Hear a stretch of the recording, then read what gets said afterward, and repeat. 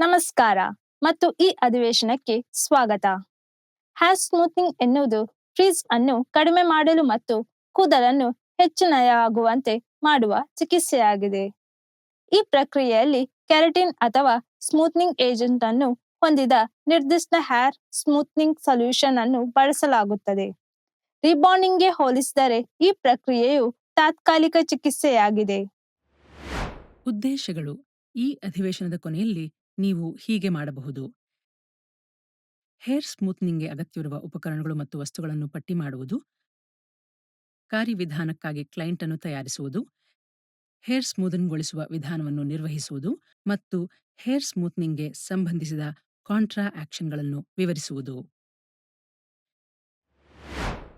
ಈಗ ಹೇರ್ ಸ್ಮೂತನ್ಗೊಳಿಸುವಿಕೆಗೆ ಅಗತ್ಯವಿರುವ ಉಪಕರಣಗಳು ಮತ್ತು ವಸ್ತುಗಳನ್ನು ನೋಡೋಣ. ಅವುಗಳೆಂದರೆ timer, salon gown, mixing bowl, spray bottle, spatula, setting clips, tail comb, wide tooth combs, application brush, neck cap, shampoo, towel, neutralising shampoo, conditioner, protective gloves, protective cream ಮತ್ತು smoothening keratin solution.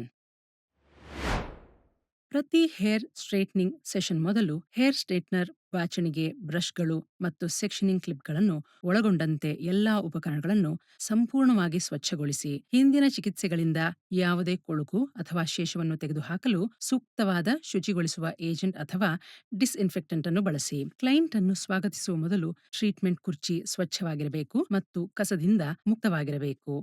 ಕಾರ್ಯವಿಧಾನದ ಮೊದಲು ನಿಮ್ಮ ಕೈಗಳನ್ನು ಸಾಬೂನು ಮತ್ತು ನೀರಿನಿಂದ ತೊಳೆಯುವುದನ್ನು ಖಚಿತಪಡಿಸಿಕೊಳ್ಳಿ. Treatment ಸಮಯದಲ್ಲಿ ಗ್ಲೋವ್ಸ್ ಧರಿಸಲು ಸಹ ಸಲಹೆ ನೀಡಲಾಗುತ್ತದೆ.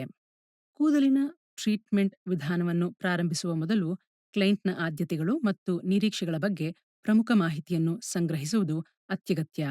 ಕ್ಲೈಂಟ್ ತನ್ನ ಹೇರ್ ಸ್ಟೈಲ್ದೊಂದಿಗೆ ಏನನ್ನು ಸಾಧಿಸಲು ಬಯಸುತ್ತಾರೆ ಎಂಬುದನ್ನು ಅರ್ಥ ಮಾಡಿಕೊಳ್ಳುವುದು ಅದಕ್ಕೆ ಅನುಗುಣವಾಗಿ ಪ್ರಕ್ರಿಯೆಯನ್ನು ಸರಿಹೊಂದಿಸಲು ಸಹಾಯ ಮಾಡುತ್ತದೆ. ಕ್ಲೈಂಟ್ ಕೆಮಿಕಲ್ಗಳಿಗೆ ಅಲರ್ಜಿಯನ್ನು ಹೊಂದಿಲ್ಲ ಎಂದು ಖಚಿತಪಡಿಸಿಕೊಳ್ಳಿ, ಏಕೆಂದರೆ ಟ್ರೀಟ್ಮೆಂಟ್ ಕಾರ್ಯವಿಧಾನದ ಸಮಯದಲ್ಲಿ ತೀವ್ರವಾದ ಅಲರ್ಜಿಯ ಪ್ರತಿಕ್ರಿಯೆಗಳ ಅಪಾಯವನ್ನು ಹೆಚ್ಚಿಸುತ್ತದೆ. ಅದು ಅವರಿಗೆ ಸೂಕ್ತವಲ್ಲ. ಇದಲ್ಲದೆ ಕ್ಲೈಂಟ್ ಕಳೆದ 2 ವಾರಗಳಲ್ಲಿ ಯಾವುದೇ ಕೆಮಿಕಲ್ ಕೂದಲು ಟ್ರೀಟ್ಮೆಂಟ್ಗೆ ಒಳಗಾಗಿಲ್ಲ ಎಂದು ಪರಿಶೀಲಿಸುವುದು ಅತ್ಯಗತ್ಯ. ಕೂದಲು ಸ್ಥಿರ ಸ್ಥಿತಿಯಲ್ಲಿದೆ ಮತ್ತು ಇತ್ತೀಚಿನ ಕೆಮಿಕಲ್ ಟ್ರೀಟ್ಮೆಂಟ್ ಪ್ರಾಸೆಸಿಂಗ್ಗಳಿಂದ ಈಗಾಗಲೇ ಹಾನಿಗೊಳಗಾಗಿಲ್ಲ ಎಂದು ಖಚಿತಪಡಿಸಿಕೊಳ್ಳಬೇಕು. ಕ್ಲೈಂಟ್ನ ನೆತ್ತಿ ಮತ್ತು ಕೂದಲನ್ನು ಸಹ ಯಾವುದೇ ಊತ, ಗಾಯಗಳು ಅಥವಾ ಟ್ರೀಟ್ಮೆಂಟ್ಗೆ ಸೂಕ್ತವಲ್ಲದ ಅಥವಾ ಸಂಭಾವ್ಯ ಹಾನಿಕಾರಕ ಪರಿಸ್ಥಿತಿಗಳನ್ನು ಅಸೆಸ್ ಮಾಡಬೇಕು. ಅಂತಹ ಯಾವುದೇ ಸಮಸ್ಯೆಗಳಿದ್ದರೆ ಕ್ಲೈಂಟ್ನ ನೆತ್ತಿ ಮತ್ತು ಕೂದಲು ಆರೋಗ್ಯಕರ ಸ್ಥಿತಿಗೆ ಬರುವವರೆಗೆ ಟ್ರೀಟ್ಮೆಂಟ್ ಅನ್ನು ಮುಂದುವರಿಸದೆ ಇರುವುದು ಉತ್ತಮ. ಟ್ರೀಟ್ಮೆಂಟ್ ಅನ್ನು ಮುಂದುವರಿಸುವ ಮೊದಲು ಕ್ಲೈಂಟ್ನ ಮಾಹಿತಿಯುಕ್ತ ಸಮ್ಮತಿಯನ್ನು ಪಡೆಯುವುದು ಅವಶ್ಯಕ. ಇದು ಟ್ರೀಟ್ಮೆಂಟ್ ಪ್ರಕ್ರಿಯೆಯನ್ನು, ಅದರ ಸಂಭಾವ್ಯ ಪ್ರಯೋಜನಗಳು, ಅಪಾಯಗಳು ಮತ್ತು ಅದು ಹೊಂದಿರುವ ಯಾವುದೇ ಅಡ್ಡ ಪರಿಣಾಮಗಳನ್ನು ಒಳಗೊಂಡಂತೆ ಎಲ್ಲದರ ವಿವರವನ್ನು ಒಳಗೊಂಡಿರುತ್ತದೆ. ಕ್ಲೈಂಟ್ ಕಾರ್ಯವಿಧಾನ ಮತ್ತು ಅದರ ಪರಿಣಾಮಗಳನ್ನು ಸಂಪೂರ್ಣವಾಗಿ ಅರ್ಥ ಮಾಡಿಕೊಂಡ ನಂತರ ಅವರು ಕನ್ಸೆಂಟ್ ಫಾರ್ಮ್ಗೆ ಸಹಿ ಮಾಡಬಹುದು. ಇದು ಮುಂದುವರಿಯಲು ಅವರ ಇಚ್ಛೆಯನ್ನು ಸೂಚಿಸುತ್ತದೆ. ಟ್ರೀಟ್ಮೆಂಟ್ ಸಮಯದಲ್ಲಿ ಆರಾಮ ಅತ್ಯಗತ್ಯ.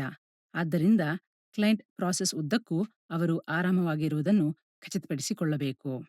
ಕ್ಲೈಂಟ್ನ ಬಟ್ಟೆಗಳನ್ನು ಯಾವುದೇ ಕೆಮಿಕಲ್ ಸೋರಿಕೆ ಅಥವಾ ಹೇರ್ ಕ್ಲಿಪ್ಪಿಂಗ್ಗಳಿಂದ ರಕ್ಷಿಸಲು ಅವುಗಳನ್ನು ಸಲೂನ್ ಗೌನ್ನಿಂದ ಡ್ರೇಪ್ ಮಾಡುವುದು ಅತ್ಯಗತ್ಯ. ಯಾವುದೇ ಆಕಸ್ಮಿಕ ಸಂಪರ್ಕವನ್ನು ತಡೆಗಟ್ಟಲು ಗೌನ್ ಕ್ಲೈಂಟ್ನ ಭುಜಗಳು ಮತ್ತು ಮೇಲಿನ ದೇಹವನ್ನು ಸಂಪೂರ್ಣವಾಗಿ ಮುಚ್ಚಬೇಕು. ಅಧಿಕ ರಕ್ಷಣೆಗಾಗಿ ಕ್ಲೈಂಟ್ನ ಭುಜದ ಮೇಲೆ ಟವಲ್ ಅನ್ನು ಸುತ್ತಿ ಸಲೂನ್ ಗೌನ್ ಅನ್ನು ಆವರಿಸಿಕೊಳ್ಳಿ.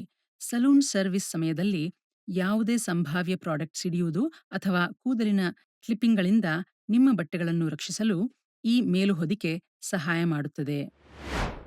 ಕೆರಾಟಿನ್ ಬಳಸಿ ಹೇರ್ ಸ್ಮೂತ್ನಿಂಗ್ಗೊಳಿಸುವ ವಿಧಾನವು ಈ ಕೆಳಗಿನ ಹಂತಗಳನ್ನು ಒಳಗೊಂಡಿರುತ್ತದೆ. ಅವುಗಳೆಂದರೆ: ಹಂತ 1 ಕೂದಲನ್ನು ತಯಾರಿಸಿ, ಹಂತ 2 ಕೂದಲನ್ನು ವಿಭಜಿಸಿ, ಹಂತ 3 ಹೇರ್ ಕೆರಾಟಿನ್ ಪ್ರಾಡಕ್ಟ್ ಅನ್ನು ಲೇಪಿಸಿ, ಹಂತ 4 ಕೂದಲನ್ನು ಬ್ಲೋ ಡ್ರೈ ಮಾಡಿ, ಹಂತ 5 ಕೂದಲನ್ನು ಸ್ಟ್ರೈಟನ್ಗೊಳಿಸಿ. ಈಗ ಪ್ರತಿಯೊಂದು ಹಂತವನ್ನು ವಿವರವಾಗಿ ನೋಡೋಣ. ಕೆರಾಟಿನ್ ಟ್ರೀಟ್ಮೆಂಟ್ನೊಂದಿಗೆ ಉತ್ತಮ ಫಲಿತಾಂಶಗಳನ್ನು ಸಾಧಿಸಲು ಸ್ವಚ್ಛವಾದ ಕೂದಲಿನೊಂದಿಗೆ ಪ್ರಾರಂಭಿಸುವುದು ಅತ್ಯಗತ್ಯ. ಆದ್ದರಿಂದ ಕ್ಲಾರಿಫೈಯಿಂಗ್ ಶಾಂಪೂ ಬಳಸಿ ಕೂದಲನ್ನು ಚೆನ್ನಾಗಿ ತೊಳೆಯಿರಿ. ಈ ರೀತಿಯ ಶ್ಯಾಂಪೂ ಯಾವುದೇ ರೆಸಿಡ್ಯೂ, ಆಯಿಲ್‌ಗಳು ಅಥವಾ ಪ್ರಾಡಕ್ಟ್ ಬಿಲ್ಡಪ್ ಅನ್ನು ತೆಗೆದುಹಾಕಿ ಕೆರಾಟಿನ್ ಟ್ರೀಟ್ಮೆಂಟ್ ಪರಿಣಾಮಕಾರಿಯಾಗಿ ಕೂದಲನ್ನು ಭೇದಿಸುವುದನ್ನು ಖಚಿತಪಡಿಸುತ್ತದೆ. ತೊಳೆದ ನಂತರ ಹೆಚ್ಚುವರಿ ನೀರನ್ನು ತೆಗೆದುಹಾಕಲು ಕೂದಲನ್ನು ನಿಧಾನವಾಗಿ ಟವೆಲ್‌ನಿಂದ ಒಣಗಿಸಿ. ಮುಂದಿನ ಹಂತಕ್ಕೆ ಮುಂದುವರಿಯುವ ಮೊದಲು ಕೂದಲು ಸ್ವಲ್ಪ ತೇವವಾಗಿರಬೇಕು, ಆದರೆ ಅತಿಯಾಗಿ ಒದ್ದೆಯಾಗಿರಬಾರದು. ಯಾವುದೇ ಕೆಮಿಕಲ್‌ಗಳನ್ನು ಲೇಪಿಸುವ ಮೊದಲು ಇಡೀ ಕೂದಲಿನ ಸುತ್ತಲೂ ಮತ್ತು ಕಿವಿಗಳ ಮೇಲೆ ಪ್ರೊಟೆಕ್ಟಿವ್ ಕ್ರೀಮ್ ಅನ್ನು ಎಚ್ಚರಿಕೆಯಿಂದ ಹಚ್ಚಬೇಕು. ಇದು ಬ್ಯಾರಿಯರ್ ಆಗಿ ಕಾರ್ಯನಿರ್ವಹಿಸುತ್ತದೆ ಮತ್ತು ಕೆಮಿಕಲ್‌ಗಳಿಂದ ಉಂಟಾಗಬಹುದಾದ ಕಿರಿಕಿರಿಯಿಂದ ಚರ್ಮದ ಸೂಕ್ಷ್ಮ ಪ್ರದೇಶಗಳನ್ನು ರಕ್ಷಿಸಲು ಸಹಾಯ ಮಾಡುತ್ತದೆ. ಸಮನಾದ ಅಪ್ಲಿಕೇಶನ್ ಮತ್ತು ಸಂಪೂರ್ಣ ಕವರೇಜ್ ಅನ್ನು ಖಚಿತಪಡಿಸಿಕೊಳ್ಳಲು ಕೂದಲನ್ನು ಸಣ್ಣ ಭಾಗಗಳಾಗಿ ವಿಂಗಡಿಸಿ. ಕೂದಲಿನ ಮೇಲಿನ ಭಾಗಗಳನ್ನು ಕ್ಲಿಪ್ ಮಾಡಿ ಅಥವಾ ಕಟ್ಟಿಕೊಳ್ಳಿ ಮತ್ತು ಒಂದು ಸಮಯದಲ್ಲಿ ಒಂದು ವಿಭಾಗದೊಂದಿಗೆ ಕೆಲಸ ಮಾಡಿ. ಕೂದಲಿನ ದಪ್ಪ ಮತ್ತು ಉದ್ದವನ್ನು ಅವಲಂಬಿಸಿ ನೀವು ಹೆಚ್ಚು ಅಥವಾ ಕಡಿಮೆ ವಿಭಾಗಗಳನ್ನು ರಚಿಸಬೇಕಾಗಬಹುದು. ಕೆರಾಟಿನ್ ಟ್ರೀಟ್ಮೆಂಟ್ ಅನ್ನು ಲೇಪಿಸುವ ಮೊದಲು ತಯಾರಕರು ಒದಗಿಸಿದ ನಿರ್ದಿಷ್ಟ ಸೂಚನೆಗಳನ್ನು ಎಚ್ಚರಿಕೆಯಿಂದ ಓದಿ. ಪ್ರತಿಯೊಂದು ಪ್ರಾಡಕ್ಟ್‌ಗೂ ಅದರದೇ ಆದ ಮಾರ್ಗಸೂಚಿಗಳನ್ನು ನೀವು ಅನುಸರಿಸಬೇಕಾಗಬಹುದು. ಈಗ ಕೂದಲಿನ ಮೊದಲ ಭಾಗಕ್ಕೆ ಕೆರಾಟಿನ್ ಟ್ರೀಟ್ಮೆಂಟ್ ಅನ್ನು ಲೇಪಿಸಲು ಪ್ರಾರಂಭಿಸಿ. ಪ್ರಾಡಕ್ಟ್ ಅನ್ನು ಬೇರುಗಳಿಂದ ಕೂದಲಿನ ತುದಿಗಳಿಗೆ ಸಮವಾಗಿ ವಿತರಿಸಲು ಅಪ್ಲಿಕೆಂಟ್ ಬ್ರಷ್ ಅಥವಾ ಬಾಚಣಿಗೆ ಬಳಸಿ. ಪ್ರತಿಯೊಂದು ಎಳೆಯನ್ನು ಕೆರಾಟಿನ್ ಸೊಲ್ಯೂಷನ್ನಿಂದ ಸಂಪೂರ್ಣವಾಗಿ ಲೇಪಿಸಲಾಗಿದೆ ಎಂದು ಖಚಿತಪಡಿಸಿಕೊಳ್ಳಿ. ಇಡೀ ತಲೆಗೂದಲು ಕೆರಾಟಿನ್ ಟ್ರೀಟ್ಮೆಂಟ್‌ನಿಂದ ಆವರಿಸುವವರೆಗೆ ಎಲ್ಲಾ ವಿಭಾಗಗಳಿಗೆ ಈ ಪ್ರಕ್ರಿಯೆಯನ್ನು ಮುಂದುವರಿಸಿ. ಎಚ್ಚರಿಕೆ: ಹೆಚ್ಚು ಪ್ರಾಡಕ್ಟ್ ಅನ್ನು ಲೇಪಿಸಿದಿರಿ, ಇದು ಅತಿಯಾದ ಬಿಲ್ಡಪ್ ಮತ್ತು ಅಸಮ ಫಲಿತಾಂಶಕ್ಕೆ ಕಾರಣವಾಗಬಹುದು. ಇಡೀ ತಲೆಗೂದಲು ಆವರಿಸುವವರೆಗೆ ಎಲ್ಲಾ ವಿಭಾಗಗಳಿಗೆ ಈ ಪ್ರಕ್ರಿಯೆಯನ್ನು ಪುನರಾವರ್ತಿಸಿ. ಕೆರಾಟಿನ್ ಟ್ರೀಟ್ಮೆಂಟ್ ಅನ್ನು ಲೇಪಿಸಿದ ನಂತರ ಕೂದಲನ್ನು ಒಣಗಿಸುವ ಸಮಯ. ಬ್ರಷ್ ಚಲನೆಯ ಏರ್‌ಫ್ಲೋವನ್ನು ಕೆಳಕ್ಕೆ ನಿರ್ದೇಶಿಸಲು ನಾಝಲ್ ಅಟ್ಯಾಚ್‌ಮೆಂಟ್ ಅನ್ನು ಹೊಂದಿರುವ ಬ್ಲೋ ಡ್ರೈಯರ್ ಅನ್ನು ಬಳಸಿ. ಈ ತಂತ್ರವು ಕೆರಾಟಿನ್ ಟ್ರೀಟ್ಮೆಂಟ್ ಸೀಲ್ ಮಾಡಲು ಮತ್ತು ಮುಂದಿನ ಹಂತಕ್ಕೆ ನಿಮ್ಮ ಕೂದಲನ್ನು ತಯಾರಿಸಲು ಸಹಾಯ ಮಾಡುತ್ತದೆ. ಬ್ಲೋ ಡ್ರೈಯಿಂಗ್ ಮಾಡುವಾಗ ನಿಮ್ಮ ಕೂದಲನ್ನು ಮೃದುಗೊಳಿಸಲು ಸಹಾಯ ಮಾಡಲು ರೌಂಡ್ ಬ್ರಷ್ ಅನ್ನು ಬಳಸಿ. ಈ ಹಂತವು ಕೆರಾಟಿನ್ ಟ್ರೀಟ್ಮೆಂಟ್ ಅನ್ನು ಲಾಕ್ ಮಾಡುವುದೇ ಅಲ್ಲದೆ ನಿಮ್ಮ ಕೂದಲಿಗೆ ವಾಲ್ಯೂಮ್ ಮತ್ತು ಹೊಳಪನ್ನು ನೀಡುತ್ತದೆ. ಮೊದಲು ಹೇರ್ ಸ್ಟ್ರೇಟ್ನರ್ ಅನ್ನು ಎತ್ತಿಕೊಂಡು ಅದನ್ನು ಆನ್ ಮಾಡಿ. ಕೂದಲಿನ ಮೇಲೆ ಬಳಸಲು ಪ್ರಾರಂಭಿಸುವ ಮೊದಲು ಸ್ಟ್ರೇಟ್ನರ್ ಬಯಸಿದ ತಾಪಮಾನಕ್ಕೆ ಬಿಸಿಯಾಗಲು ನಿರೀಕ್ಷಿಸಿ. ಈ ಮಧ್ಯೆ ಕೂದಲನ್ನು ನಿಭಾಯಿಸಲಾಗುವ ರೀತಿ ಚಿಕ್ಕ ವಿಭಾಗಗಳಾಗಿ ವಿಭಜಿಸಲು ಸೆಟ್ಟಿಂಗ್ ಕ್ಲಿಪ್ ಅನ್ನು ಬಳಸಿ. ಈಗ ನಿಮ್ಮ ಕೂದಲನ್ನು ವಿಂಗಡಿಸಲಾಗಿದೆ. ಹೇರ್ ಸ್ಟ್ರೇಟ್ನರ್ ಅನ್ನು ಬಳಸಿ ಪ್ರತಿ ಉಪವಿಭಾಗವನ್ನು ಈಗ ನೇರಗೊಳಿಸುವ ಸಮಯ. ಫ್ಲಾಟ್ ಐರನ್ನ ಶಾಖವು ಕೆರಾಟಿನ್ ಟ್ರೀಟ್ಮೆಂಟ್ ಅನ್ನು ಹೇರ್ ಕ್ಯೂಟಿಕಲ್ ಒಳಗೆ ಮುಚ್ಚಲು ಸಹಾಯ ಮಾಡುತ್ತದೆ. ಇದರಿಂದಾಗಿ ಕೂದಲು ನಯವಾಗಿ ಮತ್ತು ನೇರವಾಗಿರುತ್ತದೆ. ಕೂದಲಿನ ಮೊದಲ ಉಪವಿಭಾಗದಿಂದ ಪ್ರಾರಂಭಿಸಿ ಮತ್ತು ಫ್ಲಾಟ್ ಐರನ್ ಅನ್ನು ರೂಟ್ಸ್‌ಗಳ ಹತ್ತಿರ ಇರಿಸಿ. ನಂತರ ಅದನ್ನು ನಿಧಾನವಾಗಿ ತುದಿಗಳಿಗೆ ಗ್ಲೈಡ್ ಮಾಡಿ. ನೀವು ಫ್ಲಾಟ್ ಐರನ್ ಮಾಡುವಾಗ ಸಂಪೂರ್ಣ ಶಾಖ ವಿತರಣೆಯನ್ನು ಖಚಿತಪಡಿಸಿಕೊಳ್ಳಲು ಪ್ರತಿ ಉಪವಿಭಾಗವನ್ನು ನಿಧಾನವಾಗಿ ಮತ್ತು ಸಮವಾಗಿ ಹಾದುಹೋಗಲು ಖಚಿತಪಡಿಸಿಕೊಳ್ಳಿ. ಈ ನಿಧಾನ ಮತ್ತು ಸ್ಥಿರವಾದ ವಿಧಾನವು ಶಾಖವನ್ನು ಕೂದಲಿನ ಶಾಫ್ಟ್ ಅನ್ನು ಪೆನೆಟ್ರೇಟ್ ಮಾಡಲು ಮತ್ತು ಕೆರಾಟಿನ್ ಅನ್ನು ಆಕ್ಟಿವೇಟ್‌ಗೊಳಿಸಲು ಅನುವು ಮಾಡಿಕೊಡುತ್ತದೆ. ಇದು ಅತ್ಯುತ್ತಮ ಫಲಿತಾಂಶಗಳನ್ನು ಖಾತ್ರಿಗೊಳಿಸುತ್ತದೆ. ಎಚ್ಚರಿಕೆ: ಹಾನಿಯನ್ನು ತಡೆಗಟ್ಟಲು ಒಂದೇ ಪ್ರದೇಶದಲ್ಲಿ ಹೆಚ್ಚು ಕಾಲ ಹಿಡಿಯುವುದನ್ನು ತಪ್ಪಿಸಿ. ನೀವು ಪ್ರತಿ ಉಪವಿಭಾಗವನ್ನು ಸ್ಟ್ರೇಟನ್‌ಗೊಳಿಸಿದಾಗ ನಿಮ್ಮ ಕೂದಲು ಹೆಚ್ಚು ನಯವಾಗಿ ನಿಭಾಯಿಸಲು ಸುಲಭವಾದುದನ್ನು ನೀವು ಗಮನಿಸಬಹುದು. ಕೆರಾಟಿನ್ ಟ್ರೀಟ್ಮೆಂಟ್ ಫ್ಲಾಟ್ ಐರನ್ ಶಾಖದೊಂದಿಗೆ ಒಟ್ಟುಗೂಡಿ ಕೂದಲಿನ ಕ್ಯುಟಿಕಲ್ ಅನ್ನು ಸರಿಪಡಿಸಲು ಮತ್ತು ಸೀಲ್ ಮಾಡಲು ಸಹಾಯ ಮಾಡುತ್ತದೆ. ಫ್ರಿಜ್ ಅನ್ನು ಕಡಿಮೆ ಮಾಡುತ್ತದೆ ಮತ್ತು ನಯವಾಗಿ ನೇರವಾಗಿ ಕಾಣಿಸುತ್ತದೆ. ಇಡೀ ಕೂದಲನ್ನು ಸ್ಟ್ರೇಟನ್‌ಗೊಳಿಸುವವರೆಗೆ ಕೂದಲಿನ ಪ್ರತಿಯೊಂದು ಉಪವಿಭಾಗಕ್ಕೂ ಈ ಪ್ರಕ್ರಿಯೆಯನ್ನು ಮುಂದುವರಿಸಿ. ಸಾವಕಾಶವಾಗಿ ಮಾಡಿ ಮತ್ತು ಅಗತ್ಯವಿದ್ದರೆ ನೀವು ಹಿಂದಿರುಗಿ ಮತ್ತು ಸ್ವಲ್ಪ ಹೆಚ್ಚು ಗಮನ ಅಗತ್ಯವಿರುವ ಯಾವುದೇ ಪ್ರದೇಶಗಳನ್ನು ಪುನಃ ನೇರಗೊಳಿಸಬಹುದು. ಒಮ್ಮೆ ನೀವು ಸ್ಟ್ರೇಟ್ನಿಂಗ್ ಅನ್ನು ಪೂರ್ಣಗೊಳಿಸಿದ ನಂತರ ನಿಮ್ಮ ಕೂದಲಿನ ವಿನ್ಯಾಸ ಮತ್ತು ನೋಟದಲ್ಲಿ ಗಮನಾರ್ಹವಾದ ರೂಪಾಂತರವನ್ನು ನೀವು ಗಮನಿಸಬಹುದು. ನೀವು ಉಪಯೋಗಿಸುವ ನಿರ್ದಿಷ್ಟ ಕೆರಾಟಿನ್ ಟ್ರೀಟ್ಮೆಂಟ್ ಅನ್ನು ಅವಲಂಬಿಸಿ ಕೂದಲನ್ನು ಮತ್ತೆ ತೊಳೆಯುವ ಮೊದಲು ವಿಭಿನ್ನ ಕಾಲಾವಧಿ ಇರಬಹುದು. ಕೆಲವು ಕೆರಾಟಿನ್ ಟ್ರೀಟ್ಮೆಂಟ್‌ಗಳು ತಕ್ಷಣವೇ ತೊಳೆಯಲು ಅನುವು ಮಾಡಿಕೊಡುತ್ತದೆ, ಆದರೆ ಇತರರಿಗೆ ಕಾಯುವ ಅವಧಿಯ ಅಗತ್ಯವಿರುತ್ತದೆ. ಸಾಮಾನ್ಯವಾಗಿ ಸುಮಾರು 48 ರಿಂದ 72 ಗಂಟೆಗಳಿರುತ್ತದೆ.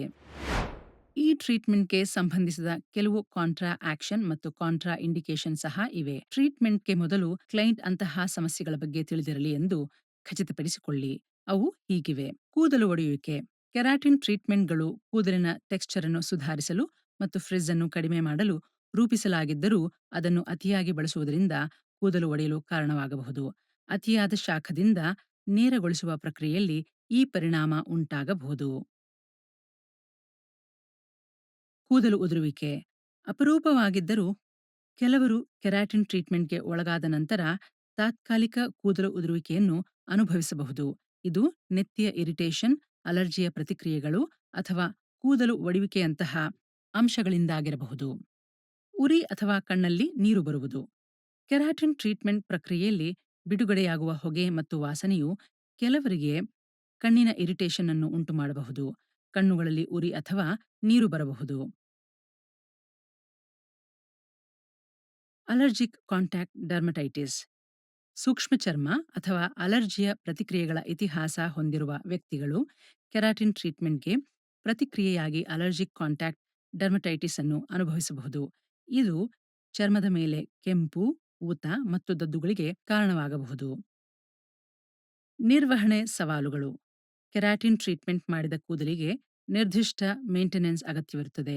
ಟ್ರೀಟ್ಮೆಂಟ್ನ ಪರಿಣಾಮ ಬಹುಕಾಲ ಉಳಿಸಿಕೊಳ್ಳಲು ಸಲ್ಫೇಟ್ ಫ್ರೀ ಮತ್ತು ಕೆರಾಟಿನ್ ಸೇಫ್ ಕೂದಲಿನ ಪ್ರಾಡಕ್ಟ್ಗಳನ್ನು ಬಳಸುವುದು ಅತ್ಯಗತ್ಯ. Curl reversion. ಕೆರಾಟಿನ್ ಟ್ರೀಟ್ಮೆಂಟ್ ಅನ್ನು ಪ್ರಾಥಮಿಕವಾಗಿ ಕೂದಲನ್ನು ನೇರಗೊಳಿಸಲು ರೂಪಿಸಲಾಗಿದ್ದರೂ ನೈಸರ್ಗಿಕವಾಗಿ ಗುಂಗುರು ಕೂದಲನ್ನು ಹೊಂದಿರುವವರಿಗೆ ಕಾಲಾನಂತರದಲ್ಲಿ ಪುನಃ ಗುಂಗುರು ಉಂಟಾಗಬಹುದು. ಟ್ರೀಟ್ಮೆಂಟ್ ನೈಸರ್ಗಿಕ ಗುಂಗುರನ್ನು ಸಂಪೂರ್ಣವಾಗಿ ತೊಡೆದುಹಾಕಲು ಸಾಧ್ಯವಿಲ್ಲ ಮತ್ತು ನಂತರದ ಕೂದಲನ್ನು ತೊಳೆದಂತೆಲ್ಲ ಕೂದಲು ಕ್ರಮೇಣ ಅದರ ಮೂಲ ವಿನ್ಯಾಸಕ್ಕೆ ಹಿಂದಿರುಗಬಹುದು. ಹೀಟ್ ಸ್ಟೈಲಿಂಗ್ಗೆ ಸಂವೇದನಾಶೀಲತೆ. ಕೆರಾಟಿನ್ ಟ್ರೀಟ್ಮೆಂಟ್ ನಂತರ ಕೂದಲು ಹೀಟ್ ಸ್ಟೈಲಿಂಗ್ಗೆ ಹೆಚ್ಚು ಸೂಕ್ಷ್ಮವಾಗಬಹುದು. ಅತಿಯಾದ ಶಾಖ ಅಥವಾ ಹೆಚ್ಚಿನ ತಾಪಮಾನವು ಕೂದಲ ಹಾನಿಗೆ ಕಾರಣವಾಗಬಹುದು. ಆದ್ದರಿಂದ ಎಚ್ಚರಿಕೆಯಿಂದ ಮತ್ತು ಕಡಿಮೆ ತಾಪಮಾನದಲ್ಲಿ ಹೀಟ್ ಸ್ಟೈಲಿಂಗ್ ಸಾಧನಗಳನ್ನು ಬಳಸುವುದು ನಿರ್ಣಾಯಕವಾಗಿದೆ. ಗರ್ಭಧಾರಣೆ ಮತ್ತು ಸ್ತನ್ಯಪಾನ ಮುನ್ನೆಚ್ಚರಿಕೆಗಳು. ಗರ್ಭಿಣಿಯರು ಮತ್ತು ಹಾಲುಣಿಸುವವರು ಕೆರಾಟಿನ್ ಟ್ರೀಟ್ಮೆಂಟ್ ಅನ್ನು ಪಡೆಯುವ ಮೊದಲು ಎಚ್ಚರಿಕೆ ವಹಿಸಬೇಕು. ಕೆಲವು ಸೂತ್ರೀಕರಣಗಳು ಗರ್ಭಾವಸ್ಥೆಯಲ್ಲಿ ಅಥವಾ ಹಾಲುಣಿಸುವ ಸಮಯದಲ್ಲಿ ಹಾನಿಕಾರಕ ಕೆಮಿಕಲ್ಗಳನ್ನು ಒಳಗೊಂಡಿರಬಹುದು. ಇದು ನಿಮ್ಮನ್ನು ಅಧಿವೇಶನದ ಅಂತ್ಯಕ್ಕೆ ತರುತ್ತದೆ.